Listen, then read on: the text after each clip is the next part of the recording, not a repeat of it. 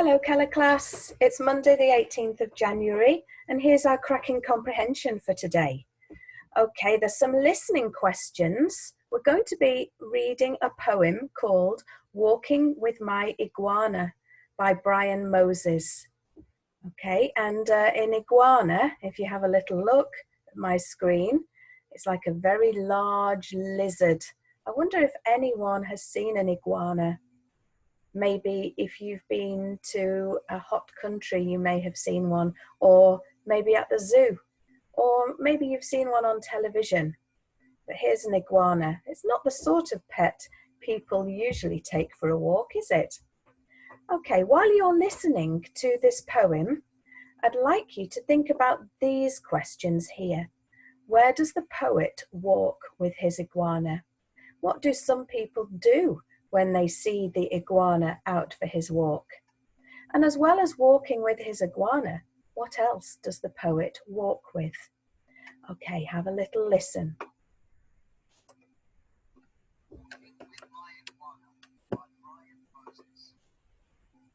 Oh, I don't think that's very loud, is it? I think what we'll do is I will read it just like last week. Walking with My Iguana by Brian Moses.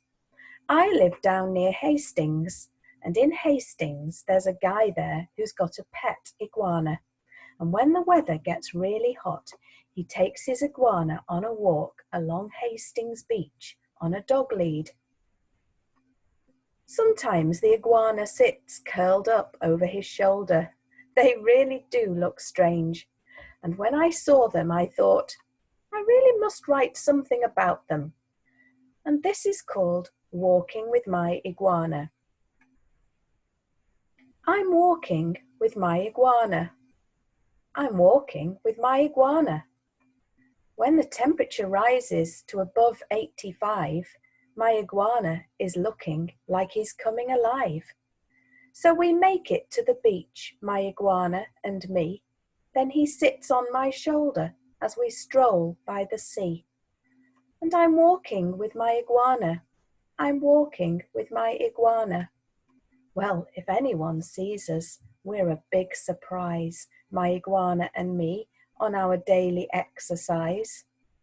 Till somebody phones the local police, says I've got an alligator tied to a leash. When I'm walking with my iguana, I'm walking with my iguana. It's the spines on his back that make him look grim, but he just loves to be tickled under his chin. And I know that my iguana is ready for bed when he puts on his pajamas and lays down his sleepy head. And I'm walking with my iguana, still walking with my iguana, with my iguana, with my iguana, and my piranha, and my chihuahua, and my chinchilla, with my gorilla, my caterpillar, and I'm walking with my iguana, with my iguana, with my iguana. What a funny poem that one is. I like that one. So where does the poet walk with his iguana? Did you listen? Yeah, that's right. They walked to the beach. What do some people do when they see the iguana out for his walk? Well, it's a big surprise, isn't it? And then somebody phones the local police, says I've got an alligator tied to a leash. A leash is another name for a lead, like you see on a dog. As well as walking with his iguana, what else does he walk with? Did you see all these pets here? The piranha, chihuahua, that's a type of very small dog. A chinchilla. Chinchilla is a little bit like a squirrel, like a type of mammal that lives in trees. A gorilla and a caterpillar. I'm sure you spotted all of those. Let's just have a look at another word here. Stroll. Do you know what that word means? He sits on my shoulder as we stroll by the beach. By the sea, sorry. Yes, stroll is another word for walking. So that's a really good word to remember, isn't it? Okay, let's have a look at the questions. So you're going to need your piece of paper and your pencil, and remember to stop the video so you can answer the questions. If you want to listen to the poem again and read it again, you can just stop and go back, listen again, and then answer the questions. Okay, so the first question. What makes the iguana look like he's coming alive? And we have to look in verse 3. So this is verse 1, this is verse 2, and this is verse 3. So what makes it look as though the iguana is coming alive?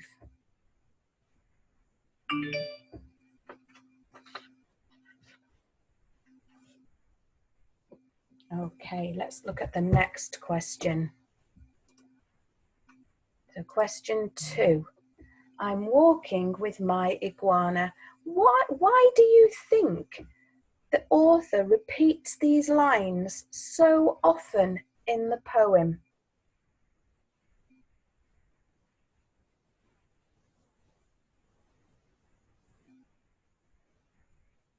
Okay, question 3.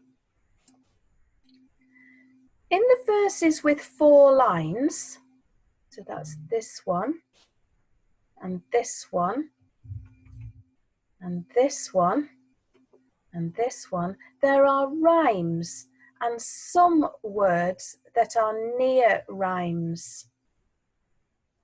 Copy one pair of words that rhyme or nearly rhyme. So one pair means 2 words that rhyme or nearly rhyme. Okay, so I'd like you to have a look at these 2 verses. So find a pair of words that rhyme or nearly rhyme.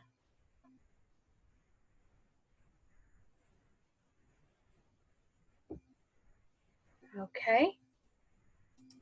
Right, let's go back to the questions and let's look at question 4. Oh, this is an easy one. Why, let's get rid of that annotation. Let's clear it.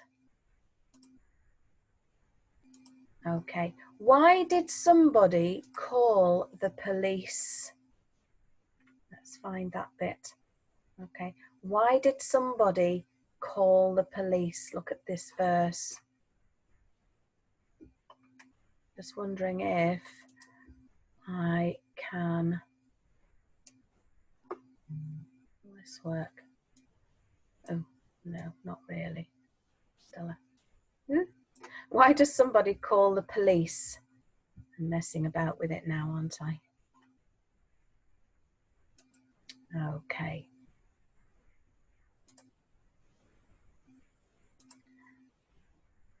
Okay, let's go on to the next question. And question number 5. Most of the poem could be true. Which part or which detail could not be true? Okay, which bit could not be true? I've put the bit of the poem on to help you.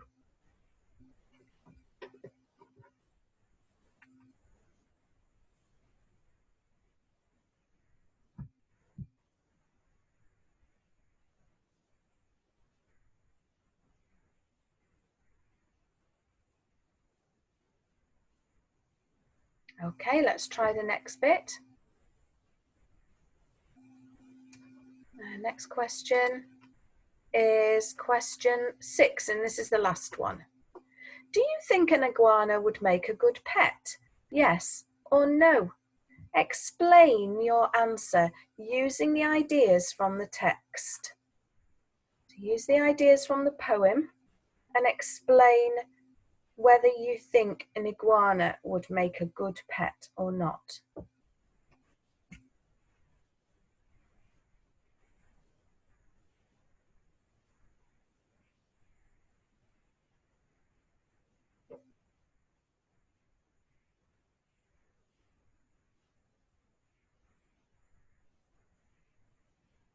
Okay, fantastic. So now that you've answered all the questions, please could you take a photograph of your questions, of your answers, and send them to me on Dojo, please. Okay, fantastic.